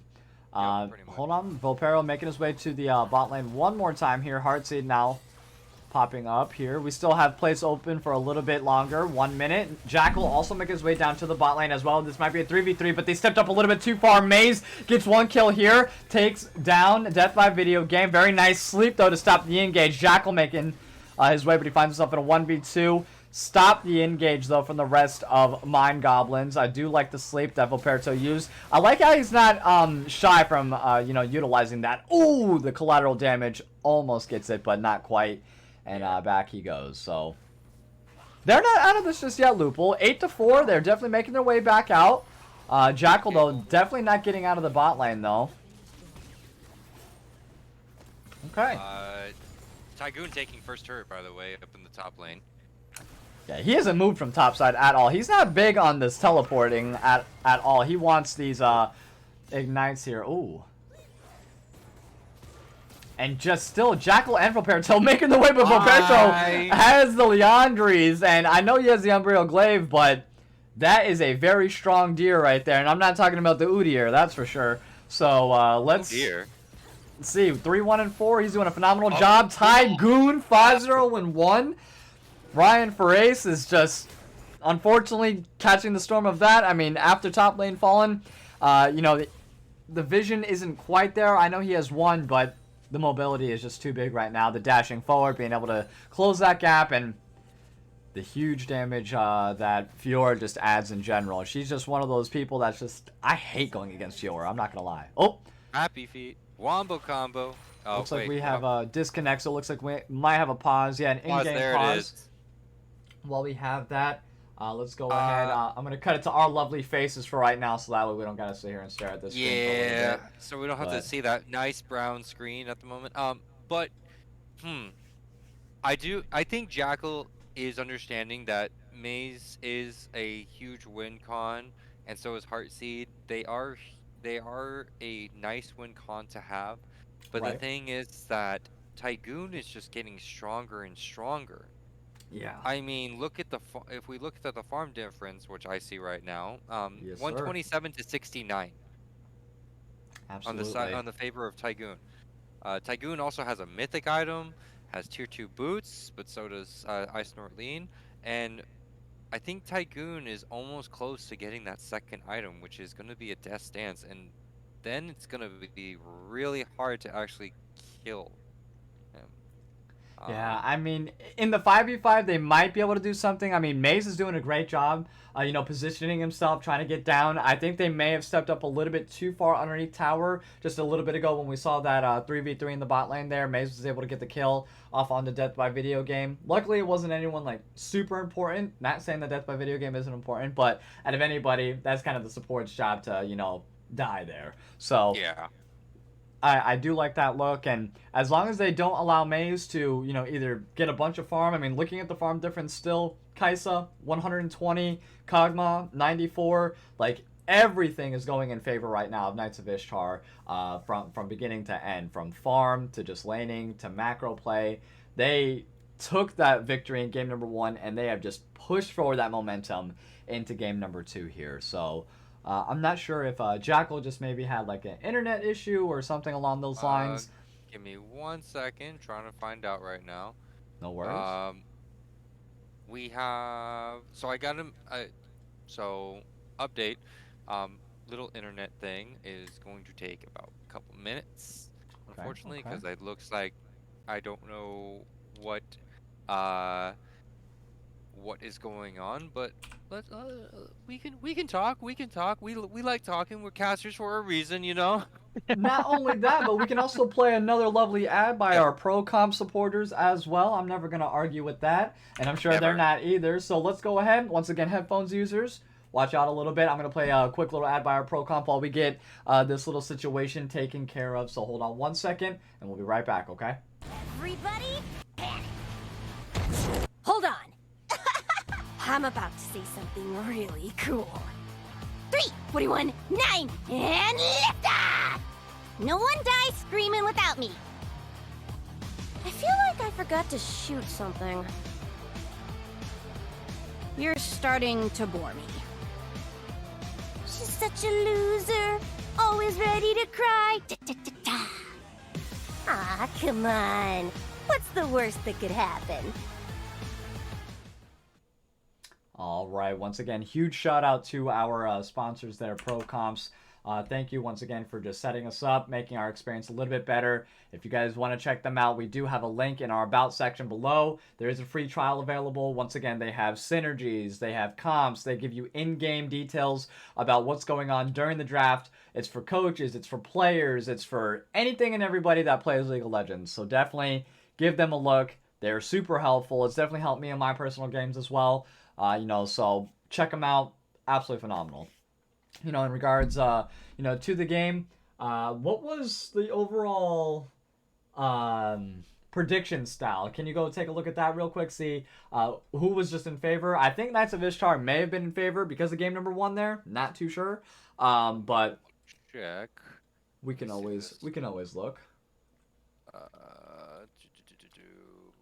So far, Knights of Ishtar had from prediction side, Knights of Ishtar has a 83% upvote, and MindGoblins only had a 17%. Okay. I understand. I understand that. The reason being is because of the ability to. We saw them. They're a bit more mobile this game. They were mobile last game too, but this is just like on another level of being able to get from one side of the map to the other. I honestly think it's hilarious that the Tygoon doesn't want to follow Ice Nortleen. Just, hey, he can do what he wants. I'm gonna farm up here. Yeah, I don't blame him. It's just like, they'll come to him if anything. Like, and I don't think anybody wants to face his Fiora in a 1v1 situation. Even in a 2v1, we saw that it was kind of a little bit of an issue here. But 650 gold shutdown, definitely someone very important to focus in these 5v5 team fights. He is going to be on the front line anyways, along with, Face to the Wind, the Galio. But I don't really know what they can do to get through that giant wall, essentially, to get even into the back line. And plus, on top of all that, Frostbite has the ability to hop on anybody, and with the giant sleep radius that Volperto has with Lilia, I mean, he can just hop anywhere and anywhere he wants right as soon as it's activated. So, yeah, I really like Knights of Ishtar's comp. I think they did an amazing job drafting-wise. Not that Mind Goblins did anything wrong or bad or anything. It's just, I don't know if they did the full mental reset. You know, they had to blow the cartridge, pop it in there. I don't know if they were able to do everything leading into game number 2, but it is a little bit rough early game, but they're not out of it just yet. And in regards to the issues that we were having in game here, it looks like. Yeah, it looks like we just have a couple more minutes before they get that resolved. I mean, I was also having internet issues a couple days ago, so can't really argue with it here, of course. So they are looking to hopefully get this resolved here, and if not, you know, well, we have rulings for that later. But Yeah. it all seems okay so far. But yeah, I mean, Lupul, you know, do you play a lot of solo duo recently? I know I've been lacking a little bit thereof, but No, I have been as well. I will admit, I have been lacking a bit on the ranked grind. Uh, uh, um, I have been lacking on that. All I've been doing with my friends is basically doing the challenges. Ever since the challenges came out, that's all we've been doing. We've been understandable. doing we've been doing all the sorts of the Bandle City challenge, so the so you gotta pick 5 Yordles. We've been just doing Okay. all the different areas. So far we have Bandle City. I know we have Noxus done. I know we have Shadow Isles. We have the Void done. We finally got Bilgewater done. Okay. Bilgewater was a pain. Oh, I bet. I don't know. Bilgewater's probably like not my least favorite, but definitely not my favorite group of individuals. And it looks like here we did get the game up and running. There is going to be a slight in-game delay from the pause itself, so Yep. we'll go ahead. I'm going to bring everything back up. So when it pauses, do not worry. It's not your end. It's the in-game client itself. So we'll go ahead and get that pulled back up for all of you wonderful folks here. But here we are. 10-4 right now. Knights of Ishtar leads game number 2 here over Mind Goblins on red side. And yeah, I mean, you know, just like you were saying earlier, I think Jackal should be focusing more onto the bot lane as well. Victor, right now, Ryan Frace is doing pretty solid. Can't complain with that. Roberto, though, is not giving iSnortling any kind of room to breathe at all. And, oh, nice timing to stop the sleep from going through. So that Yeah. was a wasted, quote-unquote wasted ulti. I like the looks from Roberto, but that was just a good reaction check from iSnortling there. And very well played. Very well played. I mean, I didn't even know that you could do that. Okay. Well, now you do. That's Yep. part of the goodness of like watching these higher elo teams. It allows you to learn things that you didn't know before. And you know, with that being said as well, Knights of Ishtar takes down the second Rift Herald. No, I'm sorry, the first Rift. No, it was the second one. They used it earlier. Second one. Yep. Yeah. It's the second one. Of the game here, and Kaisa or Frostbite is just going to go ahead and stay onto the bot lane there, take down that bot lane tier 1 tower, and the rest of Knights of Ishtar making their way. Snortling, unfortunately, walking through his own jungle is not safe. Ryan Fraze tried to do what he could to help his friend there, but Tygoon is just a wrecking ball when it comes to this game so far in game number 2, and 5-0 is what he moves on up to. Phenomenal. That Skybreaker is so much fun. It's I'm sorry, so much 6-0. fun. 6-0. And look what Face the Wind has. Face the Wind has the rocket belt, so Woo. more maneuverability for the Galio. Love that, yeah. A dash, and then another dash, and then A another taunt. dash. And a taunt. He has And the then heroic another entrance. Yeah, he's got everything. He can be anywhere and everywhere he wants. His global isn't, or his ultimate isn't global, but it really feels like it sometimes. And, you know, just everything that comes along with it. The shields, the knockups. I really like the comp from Knights of Ishtar this game. This is a pretty solid Yes. comp. I'm writing it down so that way when I play with my friends later, I'm like, okay, we're picking these 5 champions. Learn them, please. Because this is amazing. Absolutely amazing. Sure. Replace the Bambi with a Shaco, and then maybe I'll play. Just kidding. Bet. No, you're not wrong. I'll take Shaco. I'll take Shaco all day. I'm a horrible person. I love Shaco too much. That's a Cloud Drake. They're going for the Cloud Soul, but Cloud Drake is first one is going towards the side of Koi, or Knights of Ishtar, and it just looks like the game might be slowing down a tiny bit. Objective bounties are up for Mind Goblins. So they might just play a bit slow. They're probably just going to start taking as they're doing right now. They're probably just going to take the jungle camps away from MindGoblins, and this is going to be where like Nine Jackal won't be able to farm that well because Right. everything's just going to be gone. Unless he wants to steal the farm from Maze, I don't think it is going to be a wonderful idea. I mean, they have a bad time like walking into their own jungle. So you know, I don't know if like laning phase like they can even push up that far.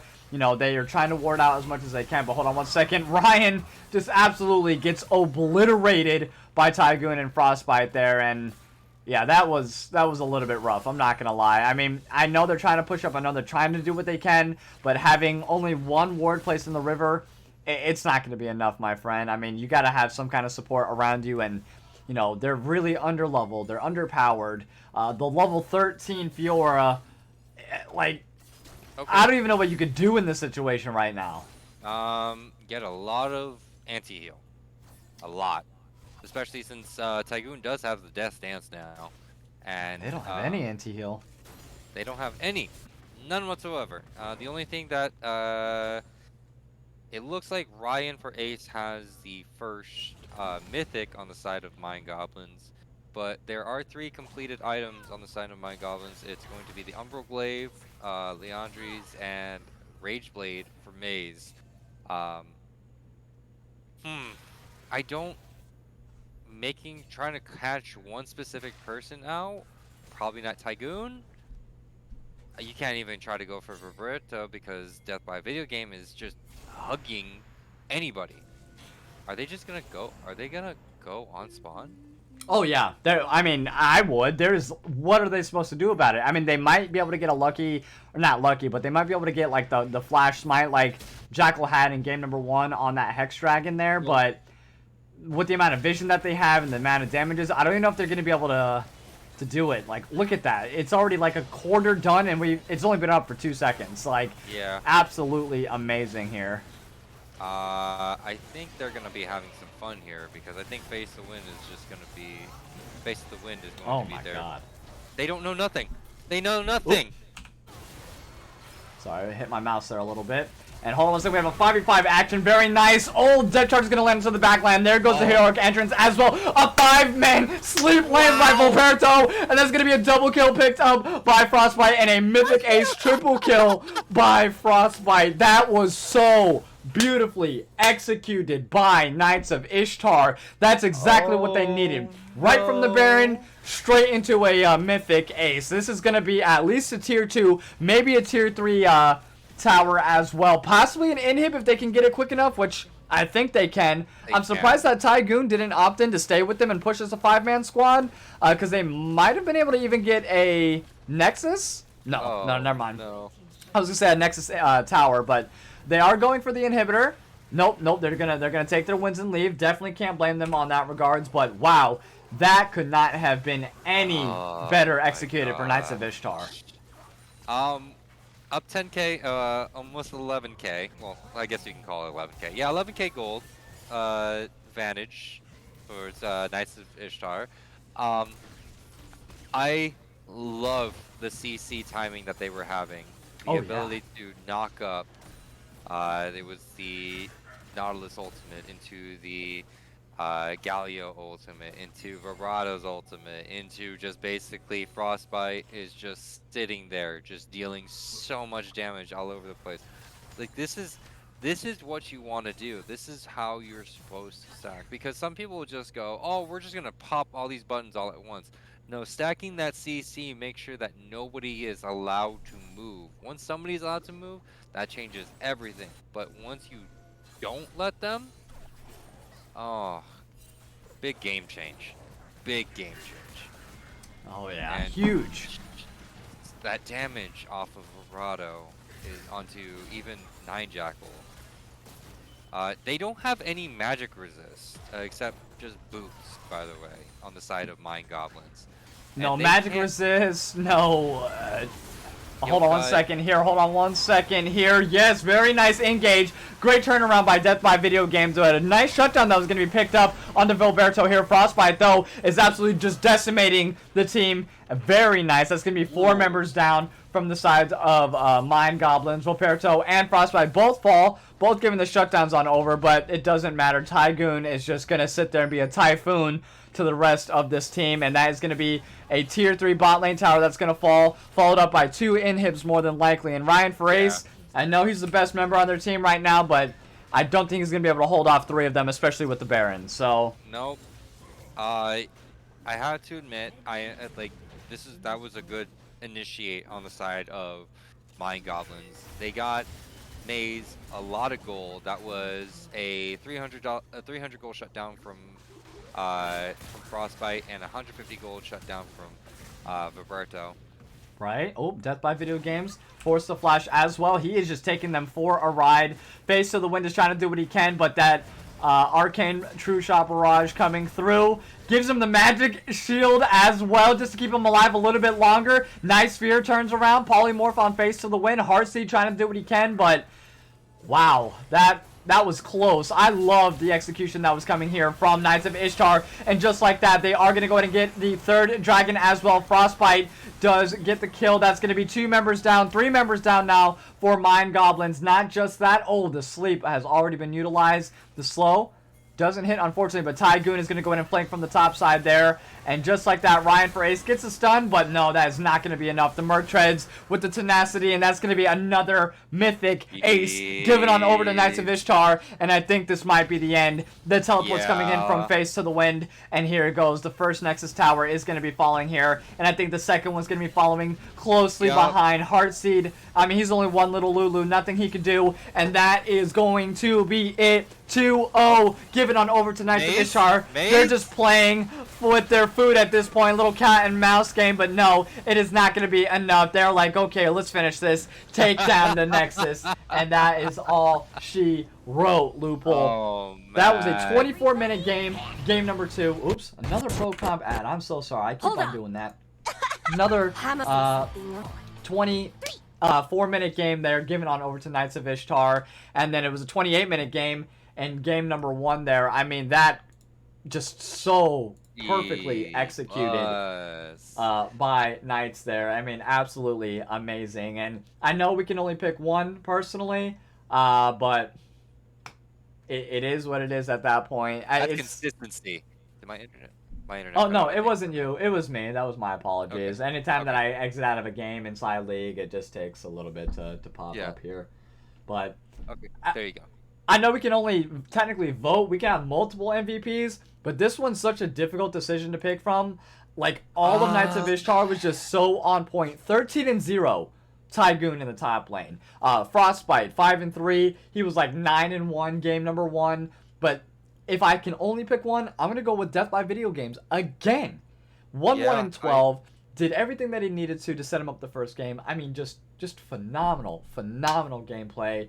Let's go ahead. I'm going to start the poll for you guys as well, but who are you leaning towards for MVP game number 1 there? I don't know who is in charge of comms in their team. I wish I knew so that I can honestly know that, so I can give proper so they can pay my respects and basically, you know, give them the credit that they want, that they should be getting, because all those shots calls, like, they were on point, especially with all the, like, sometimes they didn't have the right vision, sometimes they did, but even if they didn't have the right vision, they still were able to, you know, do everything and anything they wanted to in that fight. They were able, and then game 1, I have to say, like, it was just one of those things where it was a Protect the Caitlyn comp. We were right about that, and they were able to execute it perfectly. They were able to space it just how they wanted it to, you know. Absolutely. I wish I can pick multiple people, but I would have to give it to Verado. Yeah, you're gonna go with Vilberto there. I mean, I Roberto. can't argue with that logic. Voperto definitely did phenomenal. The pace of the game was completely in Knights of Ishtar's control from beginning Yes. to end in game number 2 at least. I mean, they did the 5-man invade in both games there. I'm kind of surprised that they weren't expecting it in game number 2 there from the sides of MindGoblins. Maybe not on the Yeah. top side, but at least bottom. And I definitely think, Voperto did phenomenal. Same thing with Tygoon, but I'm going to give mine to Death by Video Game. Like, Death by Video Game, just the bindings, the hooks, the depth charges. You saw at the ending there, he was just Yeah. dragging the whole team with him. Even if he would have died, still great. Also by Voperto there. Or, I'm sorry, Face to the Wind. Saving him with the shield as well and the knock-up. So, like, just barely keeping him alive. But, like, beautifully executed by Death by Video Game. I'm going to go with them personally. That's where my vote is going to be going right now. I do have the polls up and ready, so please let us know, the community, who you think is going to be, MVP. We can have multiple MVPs. That is never an issue. Yeah, no, we can bring 2 people in, but don't We bring be 5 afraid. people in. Yeah. I mean, yeah, true. We can have all 5 of them in at the same time, but in all honesty, don't do that just because we want to. Just do it because you honestly think they did the best. Because we would like to have that during the finals. Though we will get the winning team, all 5 of them in, but it's one of those things where we want you to honestly tell us, like, Yeah. we want to know your opinion. Tell us your opinion about that. Absolutely. And I kind of hope, like, Voperto does get it. He is leading the polls right now. Death by Video Game. I wrote Seth by Video Game. I'm so sorry, Death. That was my fault. But Come on, one last vote for Death. One last vote. one last vote. One last vote. Come on. Hey, Hey. it looks like we might have a tie. Oh, it's Death by Video Game. Death by Video Game, or in this case, Seth by Video Game, because of my stupid typo there. But congratulations to Death. I'll bring him in. I'll bring him over. Hey, Death, I know you're watching, but get ready. You about to get moved, my boy. What's up, Death? Hello, how's Yeah. it going? Pretty Great, good. man. How are you feeling in not game number 2, week number 2 here, my friend? Feels pretty good. It's kind of sad we didn't get to play the first week, but it's good to come out with a 2-0 second week. Felt pretty good. Absolutely. I mean, you guys definitely showed up, and you guys controlled the pace in both games, 100%. Sub 30-minute games, game number 1 and 2 here. I personally really like the beginning of each of the games with the 5-man invade. Not something that we typically see. I know that's something that I personally like to do with my squad anytime that we do that. But being in the support position, you guys don't really get the recognition that you deserve, in my opinion. So I am very glad that you are the MVP for tonight here. But the bindings, the hooks, I mean, you just could not miss anything tonight, my friend, at all. And with the comps that you guys have, like, what was your overall focus? Like, you guys didn't really get a whole lot of attention by Voperto in the top line. Was that just something that you guys talked about beforehand? Like, we really don't need it, focus on everybody else? Or, is that just something that just ended up happening? Yeah, I definitely feel like it's really just how the game feels. Often, I don't think we really plan to play around one side. At least if we do, it doesn't always go according to plan. So Okay. I definitely think we just kind of play it by ear. And I think in both games we had very, very solid bot lanes that made it really easy to not have to play through bot, where we're just getting individual leads based off of the champions that we had. And even in the second game where it was a little bit slower to get going, top side was doing so well because we were playing towards top. It didn't really matter if we were going even or even a little behind. So it's really just Voperito is a very good player, and he can kind of just make anything work for us. I mean, you set him up, though, in the very beginning. That hook was just, like, very, very perfect right in the beginning. Just what I saw you did a little wanted hook around the edge. I saw it curve a little bit. Don't Yeah. worry, I won't tell nobody.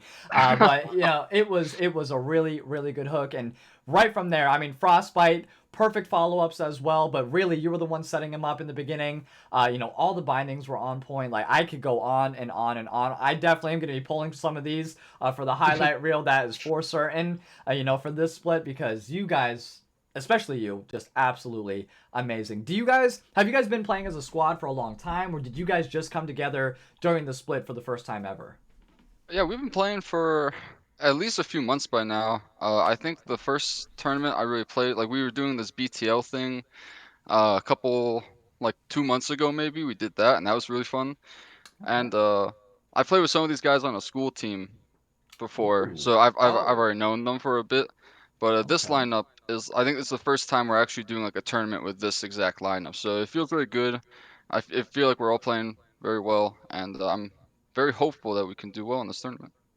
Absolutely. I mean, you guys definitely are showing up completely undefeated right now. 2 weeks in, so going into week number 3, you guys are very solid. And I mean, like, looking at the other teams, potential that you have lining up in the future here, like, who are you looking forward to the most versing? Because we saw a little bit in chat here earlier. Who was it? Oh, I believe, yeah, it was Cool Dream, who was just like, I am very much looking forward to going to that. So I know he's excited to verse you guys, but who on your end are you most excited to be facing here for the DSS bracket? Hmm. Well, not to, be too controversial, but I really don't feel like, I feel like it doesn't really matter who we face. I feel like we're just gonna beat anyone, if I can be honest with you guys. I'm expecting ooh, this result multiple times over the next few weeks. I So you like you're this. you're going undefeated throughout the regular season. You're like, we're Well, making it in the playoffs. maybe not undefeated, but hopefully most of the time undefeated. Okay, Okay, okay. I absolutely. have to ask one question, like couple, maybe one or two questions. Who's your guys' shot color? Um, I would say it's either Volperto or Frostbite.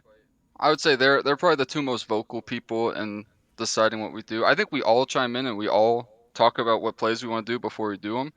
But Hmm. I would say they're probably the ones who are talking the most during comms. Ah, Gotcha. okay. I was kind Okay. of just curious because I'm just like, whoever's been shot calling has to be kind of really paying attention to the map and has to be able to really kind of narrow it down. Um, and honestly, this durability change, I know it's been kind of like iffy, especially when you play like damage supports and stuff like that. Hmm. How has it been feeling for you? It's As a it's definitely, as a support player, has it changed your champion pool as well? well, I've definitely been trying. I haven't really been practicing as much like enchanters as I would like to, but I definitely feel like enchanters are way stronger right now. I still like, I think like the engage supports like Nautilus and Leona, I think they'll always be good pretty much. Just like they provide so much CC and so much, like engage potential. I think they'll pretty much always be good, but I definitely think enchanters are way stronger now. And I think it's being reflected not only in, solo queue, but in these games. They came out with Okay. I believe 2 enchanters, and I played obviously Morgana the first game.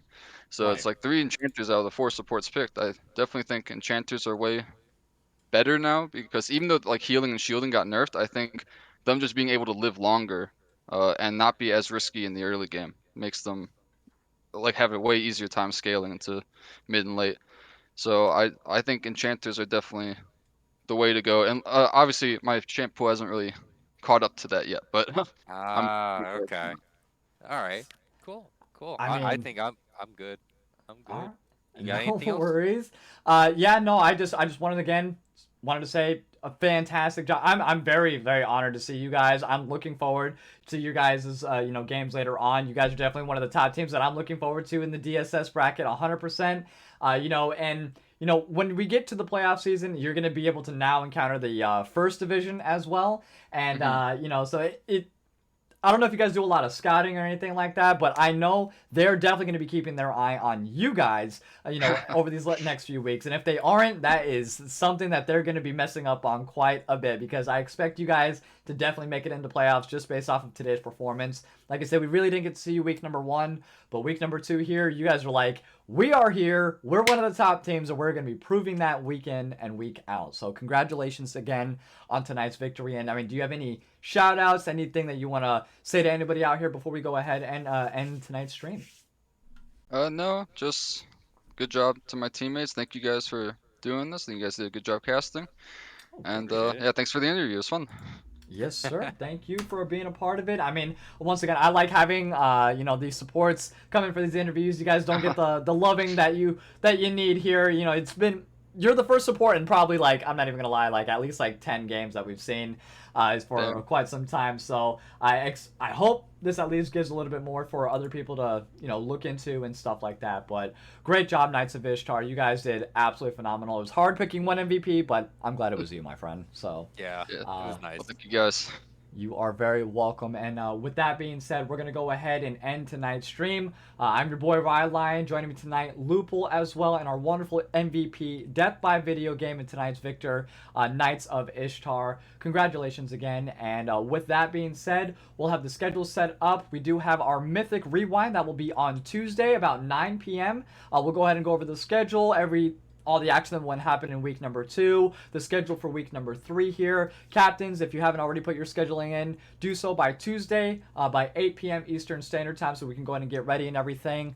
And with that, thank you so much to everybody, ProComps, for going ahead and sponsoring us, and everybody that tuned in for tonight's game. Hopefully we don't have any more issues moving forward, but you all have a very wonderful rest of your evening, and we will catch you soon. Peace out, everyone.